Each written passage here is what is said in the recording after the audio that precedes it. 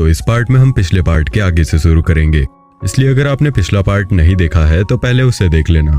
तो अब हम देखते हैं कि साको का घर लकड़ी से बना हुआ था। साथ ही यूजी के कई दिन वहाँ बहुत ही बेरंग से बीत जाते हैं। अब कुछ दिन बाद वहाँ जेबी आती है जो कि साको की दोस्त थी, साथ ही वो वहाँ की कोवर्कर भी थी। अब साको और जेबी यूजी को नहलाने का फैसला करते हैं, पर वो देखते हैं कि उसकी बॉडी पर कई चोट और घावों के निशान है। यह देखकर साको उसे खाने के लिए खाना दे देती है, पर वो देखती है कि यूजी को सिर्फ एक मक्खी की वजह से बहुत ज्यादा गुस्सा आ गया था। दरअसल ये सब उसके पास्ट की वजह से था। अब धीरे धीरे साको और यूजी आपस में घुलने मिलने लगे थे। साथ ही एक दिन साको यूजी को एक डॉग गिफ्ट करती है जिसका नाम वो लोग जॉन रखते हैं। अब जॉन के साथ खेल खेल कर यूजी बहुत खुश था, साथ ही वो अपने पास्ट को भी भूलने लगा था। तो अब साको उसकी ट्रेनिंग स्टार्ट करती है। वो यूजी को कई बुक्स पढ़ने देती है जिससे कि यूजी को नॉलेज मिले और वो फैसले लेने में माहिर हो सके। अब इस दौरान यूजी को पता चलता है कि साको CIRS के लिए काम करती है। दरअसल ये एक Japanese American anti terrorism organisation है।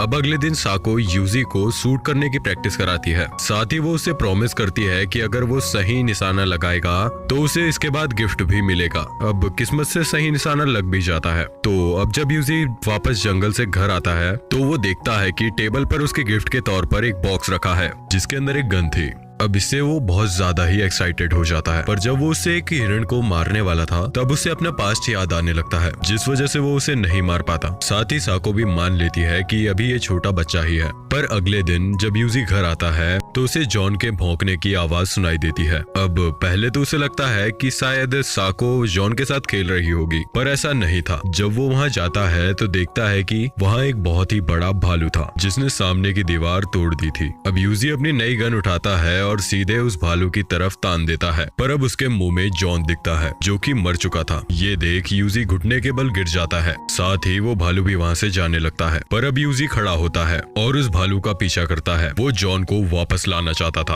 क्योंकि अब जॉन उसकी फैमिली का हिस्सा था। अब जॉन के खून से बने निशानों का पीछा करते करते जैसे ही वो भालू उसे देखता है तो वो सीधा उसकी तरफ अपनी गन पॉइंट कर लेता है, लेकिन तभी बर्फ के फिसलने से वो भी फिसल जाता है और गोली दूसरी तरफ चल जाती है। पर अब इससे भालू ने भी उसे नोटिस कर लिया था, तो अब वो भालू उस पर अटैक करने आगे बढ़ता है। लेकिन अभी भी यूजी के पास एक चाकू था जिसे वो अब बाहर निकाल लेता है, पर वो भालू उसके चाकू को दूर फेंक देता है। अब भालू को इतने नजदीक से देखकर यूजी बहुत डर गया था। साथ ही उसके मन में ये बार बार आ रहा था कि उसे उस भालू को मार देना चाहिए था। अब उसे उसके पास्ट का एक भयानक सीन दिखाई देता है। साथ ही उसको एक लकड़ी भी मिल चुकी थी और इस बार वो समय बर्बाद ना करते हुए सीधा ही उस भालू की आंख पर हमला कर देता है। अब उसने अपनी गन भी उठा ली थी, पर तभी वो देखता है कि वो भालू जॉन को उसके बच्चों के लिए लाया था। अब भालू के बच्चे जॉन को खाने लगते हैं, जिसे देखकर यूजी खुद से ही पूछता है कि आखिर क्यों उसने तब गोली नहीं चलाई। पर अब कुछ नहीं हो सकता था, इसलिए यूजी वापस घर आ जाता है। अब घर आने के बाद वो साको को पूरी बात बताता है और उसे अपनी गलती पर बहुत दुख हो रहा था, लेकिन फिर साको उसे समझाती है कि इसमें उसकी कोई भी गलती नहीं थी। तो अब उसकी बात सुनकर यूजी बहुत तेज रोने लगता है। फिर जब वो जॉन की कॉलर को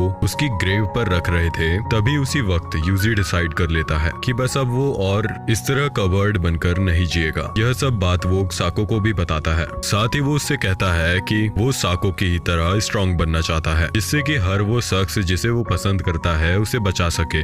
अब साको उसे बताती है कि अभी तक जो भी कुछ उसने सिखाया था वो सब सिर्फ उसकी प्रोटेक्शन के लिए था, पर अब जब वो उसे सिखाएगी उसके लिए उसे ये बात समझनी होगी कि इस सब का इस्तेमाल वो जरूरत पड़ने पर ही करे, ना कि किसी से बदला लेने या फिर खुद को साबित करने के लिए। अब अपनी बात को एंड करते वक्त वो उससे ये भी कहती है कि तुम हमेशा ये ध्यान रखना कि अगर तुम्हें खुद से पहले दूसरों को बचाने का मौका मिले तो तुम बिना कुछ सोचे दूसरों को ही चुनना। अब इस सब के बाद एक दिन साको सो रही थी, तभी उसे एक फोन आता है। अब साको को सोते देख यूजी कॉल पिक करता है। अब वो कॉल के मुताबिक साको को जिस काम के लिए बुलाया गया था वो उधर नहीं गई थी, तो अब यूजी साको की जगह पर खुद ही वहाँ चला जाता है। साथ ही जब ये बात जेबी को पता चलती है कि साको की जगह पर यूजी है तो अब इस बात पर जेबी और साको की थोड़ी बहस हो जाती है, पर लास्ट में यूजी कहता है कि इसमें साको ने उसे फोर्स नहीं किया है, ये यूजी की ही मर्जी थी। और उसे भी खुद के डिसीजन खुद लेने का पूरा हक है। अब ये सुनकर साको उससे पूछती है कि क्या उसे इस काम का लाइसेंस चाहिए, तो इस पर यूजी तुरंत ही हाँ कर देता है। इसके बाद उसे अमेरिका भेजा जाता है एक खास ट्रेनिंग अकेडमी के लिए। अब अकेडमी में वो एक लड़के से मिलता है जिसका नाम ड्रेनी था।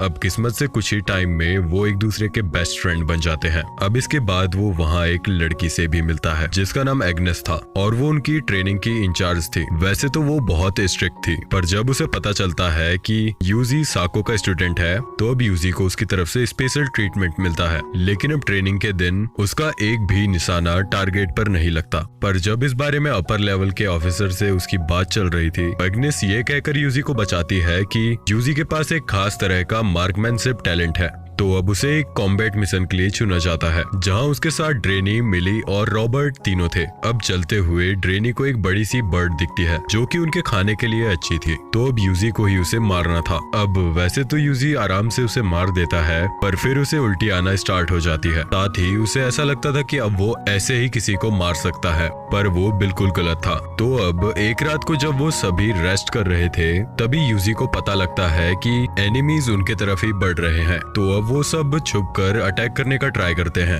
अब एनिमीज के सामने आने पर अब उसे उन पर गोली चलानी थी। तो अब यूजी आंखें बंद कर ये रियलाइज करता है कि इस फाइट में वो कोई भी बेवकूफी नहीं कर सकता, क्योंकि उसके सभी साथी उस पर ही निर्भर हैं। तो अब वो ये सोचता है कि सामने वाले इंसान नहीं, बहुत ही बुरे लोग हैं। तो अब वो आंखें खोलता है और एक के बाद एक सभी एनिमीज को मारते जाता है, क्योंकि वो नहीं चाहता था कि अब कोई भी और उसे छोड़कर जाए। तो अब वो उसी रात डिसाइड कर लेता है कि जो कोई भी उससे उसकी किसी भी प्रीशियस चीज को लेने की कोशिश करेगा वो उसका दुश्मन होगा। अब ये मिशन करीब 2 महीने चला। अब इसके बाद जब वो वापस आते हैं तो वो देखते हैं कि साको उसका स्वागत करने के लिए खड़ी है। अब ये पहली बार था जब उसे खुद के अलाइव होने की खुशी हो रही है, पर अब वो कंफ्यूज था कि अब वो अपनी लाइफ के साथ आगे क्या करे। लेकिन फिर वो उससे कहता है कि वो अपनी पूरी लाइफ अब उसके लिए ही जिएगा। लेकिन जब वो वापस जापान आता है तो उसे पता चलता है कि साको अभी अपनी आखिरी सांसें ले रही हैं। अब जेबी यूजी को साको की बीमारी के बारे में बताती है, जिसे जानकर यूजी साको के पास जाता है और देखता है कि वो बेड पर पड़ी हुई है।